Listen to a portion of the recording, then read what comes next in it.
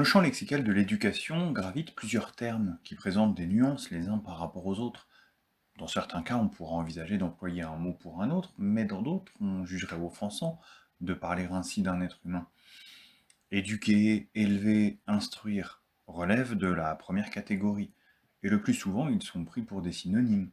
Au sein de l'éducation nationale, on me confie des élèves et on me demande de les instruire.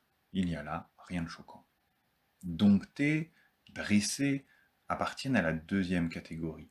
On trouverait déplacé de les employer pour parler d'un être humain. Je n'irais certainement pas dire que mon métier consiste à dompter des lycéens sauvages et à les dresser pour qu'ils exécutent quelques tours divertissants, comme par exemple écrire une dissertation.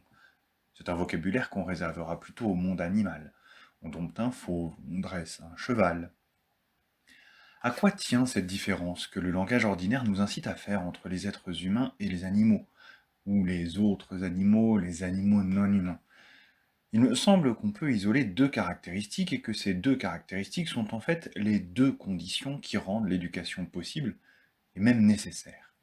Sans elles, pour l'être humain également, il faudrait simplement parler de dressage.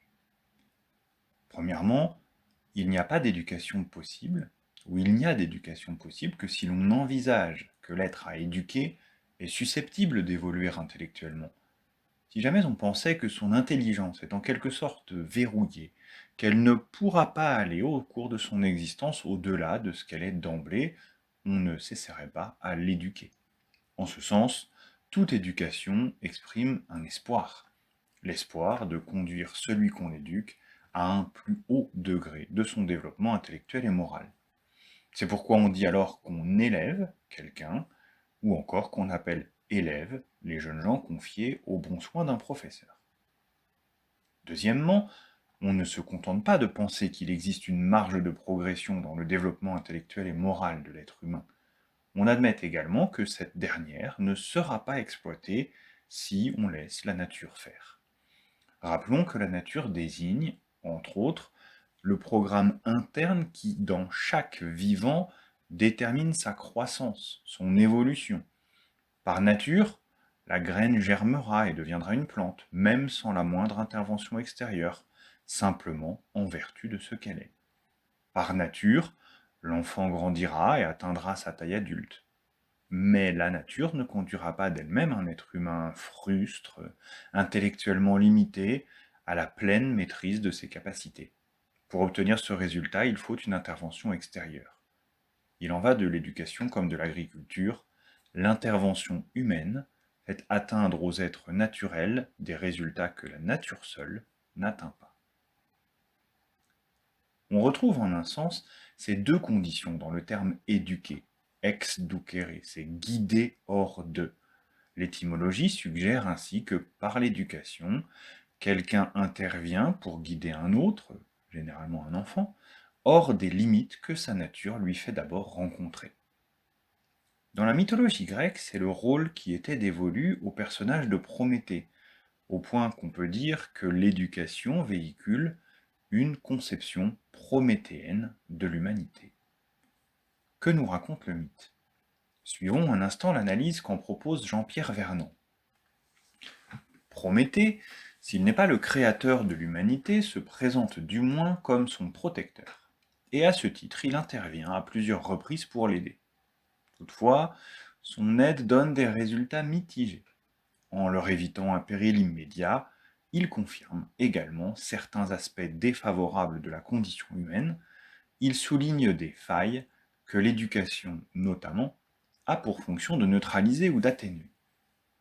Le premier acte de cette histoire, le plus célèbre, est le récit de la création des hommes.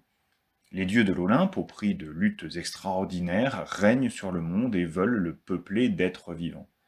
Mais ces animaux, dont l'homme fait pleinement partie, ne peuvent pas survivre dans une nature hostile si on ne leur confère pas un pouvoir, un atout garantissant leur pérennité. On charge donc Prométhée et Épiméthée d'organiser l'équilibre vital des espèces animales. Épiméthée distribue divers atouts à toutes les espèces, progéniture nombreuse, camouflage, puissance, carapace, rapidité.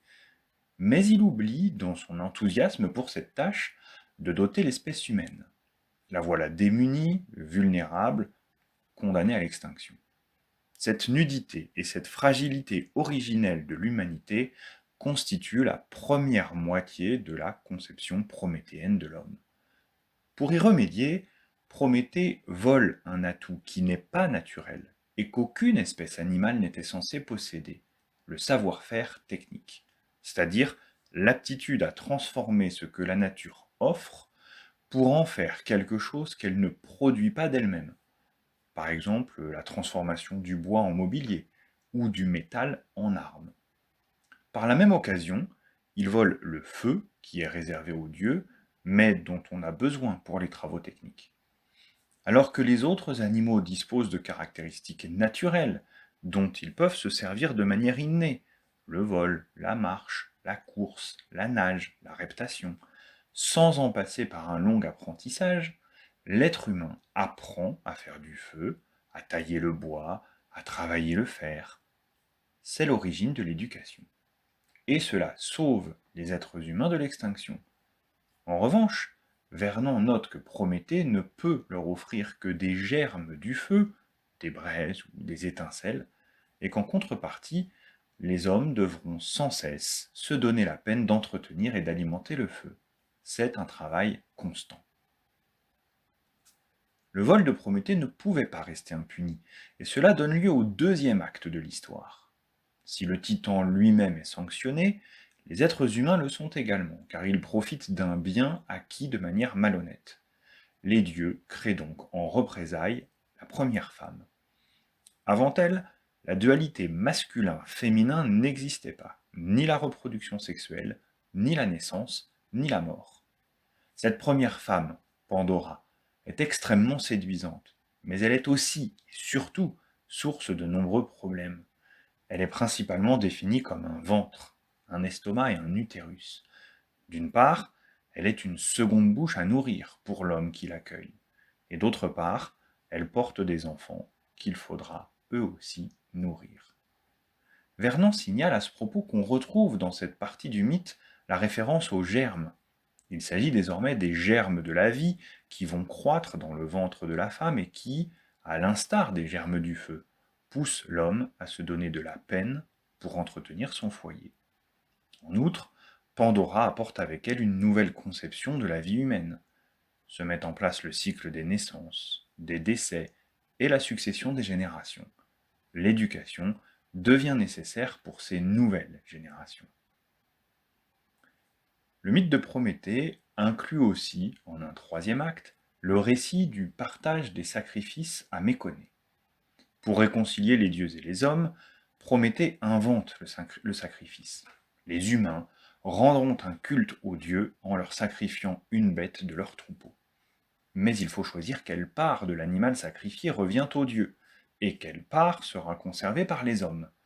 Prométhée devient l'arbitre de cette question. Il constitue deux lots à partir du bœuf qu'on vient de sacrifier et de cuire. Dans l'un, on trouve les morceaux les plus nourrissants, et dans l'autre, tous les abats, les pièces non comestibles. Mais, par ruse, Prométhée a fait en sorte que le premier lot ait l'air dégoûtant et le second appétissant. À tout seigneur, tout honneur, Zeus choisit la part des dieux. Bien sûr, il veut celle qui est appétissante. Et, furieux, il découvre que tout ce qui était bon se trouve dans l'autre lot, qui revient aux hommes. Il se venge en proclamant que désormais, les humains ne pourront plus se contenter de cueillir le blé que la terre donne à foison, sans avoir besoin même qu'on la cultive. Les germes de cette plante, essentielle à l'alimentation des humains, resteront enfouis dans le sol jusqu'à ce qu'un d'entre eux se donne la peine de travailler le sol en labourant, semant, désherbant, arrosant, récoltant. Le même schéma se répète donc au fil de ce mythe.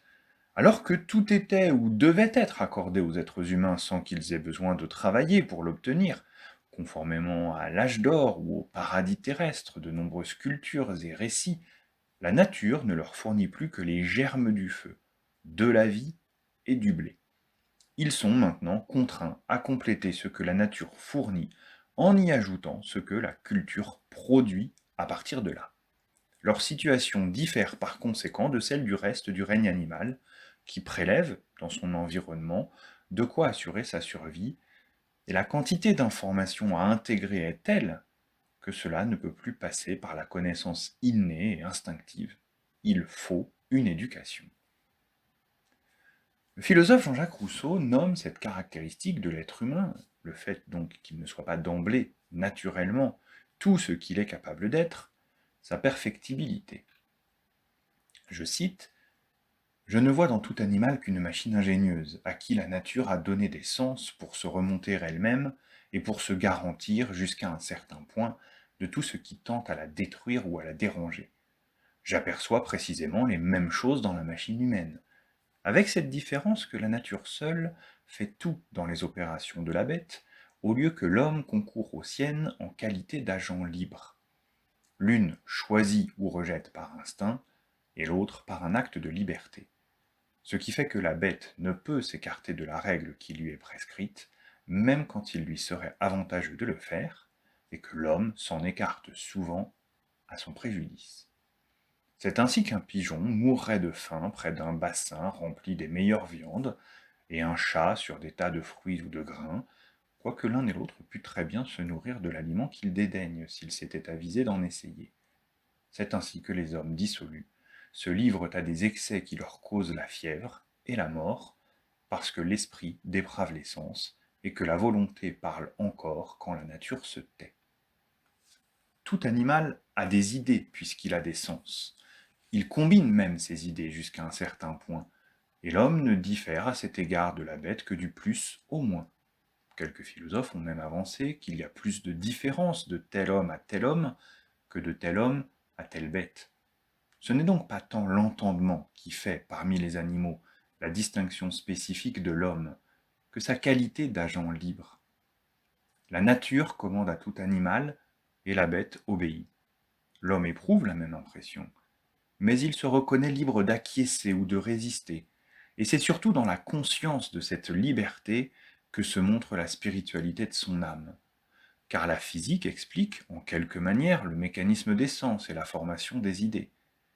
Mais dans la puissance de vouloir, ou plutôt de choisir, et dans le sentiment de cette puissance, on ne trouve que des actes purement spirituels, dont on n'explique rien par les lois de la mécanique. Mais quand les difficultés qui environnent toutes ces questions laisseraient quelques lieux de disputer sur cette différence de l'homme et de l'animal, il y a une autre qualité très spécifique qui les distingue, et sur laquelle il ne peut y avoir de contestation.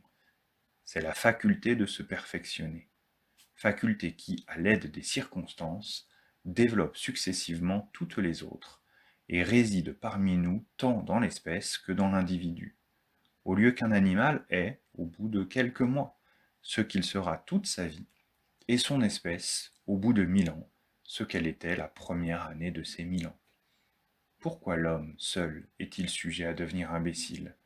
N'est-ce point qu'il retourne ainsi dans son état primitif, et que, tandis que la bête qui n'a rien acquis et qui n'a rien donc non plus à perdre, reste toujours avec son instinct, l'homme, reperdant par la vieillesse ou d'autres accidents tout ce que sa perfectibilité lui avait fait acquérir, retombe ainsi plus bas que la bête même.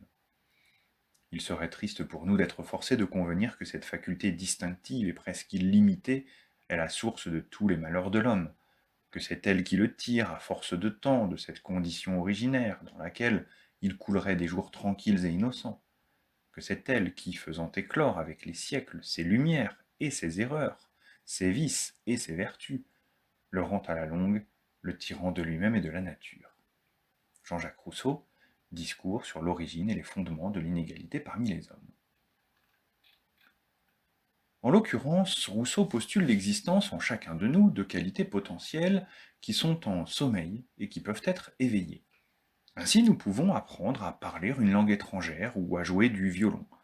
Ce potentiel est en nous, il reste à savoir comment il s'exprime s'il le fait, car il se peut aussi qu'une potentialité ne s'éveille jamais. Deux allusions apparaissent discrètement dans le texte en complément de cette notion de perfectibilité. Une première indication sur l'élément déclencheur au moyen duquel s'active une potentialité, et en l'absence duquel, au contraire, elle ne s'active pas. Il appelle ce paramètre la cause occasionnelle, c'est-à-dire la cause à l'occasion de laquelle une faculté s'actualise. Une seconde indication sur les effets secondaires indésirables de cette caractéristique de l'être humain. Contrairement à ce que donne à penser son nom de perfectibilité, elle n'aboutit pas toujours au perfectionnement de l'esprit humain. Elle est une capacité de changement, une plasticité de l'esprit humain qui peut engendrer le progrès, mais aussi le déclin, la vertu ou le vice, le bien autant que le mal.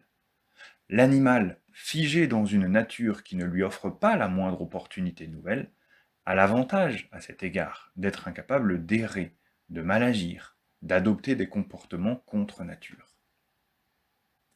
On s'imaginera volontiers alors que l'éducation accompagne le développement de l'esprit humain en le conduisant de l'état naturel et peu avancé où elle le découvre initialement, jusqu'à un stade plus satisfaisant. Mais les choses ne sont pas si simples, et l'évolution intellectuelle et morale de l'humanité n'a rien d'aussi linéaire. L'esprit humain, dans la mesure exacte où il peut être formé, peut également être déformé par ses premières expériences, trop précoces et mal maîtrisées. La pensée tâtonne, s'égare, et finalement prend de mauvaises habitudes. L'éducation, avant même d'inculquer aux jeunes gens les bonnes leçons, doit rectifier ce qui s'y est installé de mauvais. On retrouve cette idée dans un dialogue inachevé, écrit par René Descartes, 1596-1650, La recherche de la vérité par la lumière naturelle. Ce dialogue met en scène Eudoxe, celui qui pense bien, celui qui a une tête bien faite, et Épistémon, celui qui a des connaissances, celui qui a une tête bien pleine. Eudoxe. Pour commencer ce discours, il faut examiner quelle est la première connaissance de l'homme, en quelle partie de l'âme elle réside, et pourquoi, au commencement, elle est si imparfaite. Épistémon. Tout cela me paraît s'expliquer très clairement si on compare l'imagination des enfants à une table rase sur laquelle nos idées, qui sont comme la vive image des objets, doivent se peindre. Les sens, les penchants de l'esprit, les maîtres et l'intelligence sont les divers peintres qui peuvent faire cette œuvre, et parmi eux, ceux qui sont les moins propres à y réussir la commencent. C'est à savoir les sens imparfaits, l'instinct aveugle et de sotte nourrice. Vient enfin le meilleur de tous, l'intelligence.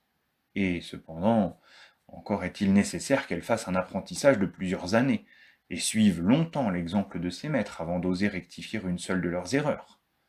C'est là, à mon sens, une des principales causes de la difficulté que nous avons à parvenir à la science. Nos sens, en effet, ne perçoivent que ce qu'il y a de plus grossier et de plus commun. Notre instinct est entièrement corrompu, et quant aux maîtres, encore qu'on en puisse certainement trouver de bons, ils ne peuvent cependant nous forcer d'avoir foi en leur raisonnement et de les avouer avant de les avoir examinés avec notre intelligence, qui seule a le pouvoir de le faire. Mais elle est comme un peintre habile qui, appelé pour mettre la dernière main à un tableau ébauché par des apprentis, aurait beau employer toutes les règles de l'art, corriger peu à peu tantôt un trait, tantôt un autre, ajouter enfin tout ce qui y manque, ne pourrait cependant empêcher qu'il n'y restât encore de grands défauts, parce que dans le principe, le tableau aurait été mal esquissé, les personnages mal placés, et les proportions observées peu rigoureusement. René Descartes, La recherche de la vérité par la lumière naturelle. On rencontre dans ce texte une métaphore célèbre, celle de la table rase, tabula rasa. Elle désigne les tablettes de cire, tabula, qu'on employait dans l'Antiquité comme support d'écriture réutilisable, et dont la surface est lisse, rasa, tant qu'on n'y a encore rien écrit. Les techniques et les matériaux d'écriture ont évolué, nous parlerions aujourd'hui de feuilles ou de pages blanches. Notre esprit est donc, au moment de notre naissance, une feuille blanche, et en ayant peu à peu des idées, c'est comme si nous imprimions quelque chose sur cette feuille. Pas n'importe quoi. Il faut que les choses que nous voulons connaître laissent sur notre esprit l'empreinte la plus fidèle. Une image déformée serait comparable à une idée fausse. Nous n'aurions plus affaire à des connaissances, mais à des erreurs. C'est malheureusement ce qui se produit si on en croit Épistémon, et cette dérive est inéluctable. Immature et inexpérimenté, l'esprit ne parvient à produire, durant ses premières années, parfois même au-delà, que des images inadéquates, imparfaites copies en idées des originaux réels. Parfois même, de mauvais éducateurs aggravent la situation et ne rétablissent pas la vérité. Au contraire, ils emplissent encore plus l'esprit d'idées fausses et confortent les défauts de la pensée. Le problème ne vient alors pas seulement du contenu qui est erroné, mais du tour que l'esprit a fini par prendre, et à cause duquel il produit des erreurs. Le bon éducateur éveille l'intelligence et donne à l'élève les moyens de détecter puis de corriger ses erreurs. Mais il entre en scène tardivement, le mal étant déjà fait, et sa capacité à rectifier la situation s'en trouve affectée. C'est pourquoi l'extrait s'achève sur une tonalité plutôt pessimiste, à travers la métaphore du peintre. Un grand artiste peut améliorer une œuvre médiocre, mais il lui sera difficile de la transformer en chef-d'œuvre. Pour conclure, deux remarques viennent offrir à ces réflexions des prolongements opportuns. En premier lieu, on constate que la tâche de l'éducation semble double. Elle consiste d'abord à compléter ce que la nature n'apporte pas d'elle-même à l'être humain. En ce sens, dans le champ des savoirs, elle fait passer du vide de l'ignorance au plein de l'érudition, et dans le champ des savoir-faire, de l'incompétence à la compétence. Mais ce n'est pas tout. Elle consiste également à rectifier ce qu'une première formation, improvisée, imparfaite et prématurée, avait maladroitement élaborée sous l'égide des sens, pour l'y substituer une formation plus robuste, délivrée par une raison en pleine possession de ses moyens. En second lieu, on remarque que Descartes conçoit l'éducation comme un processus individuel.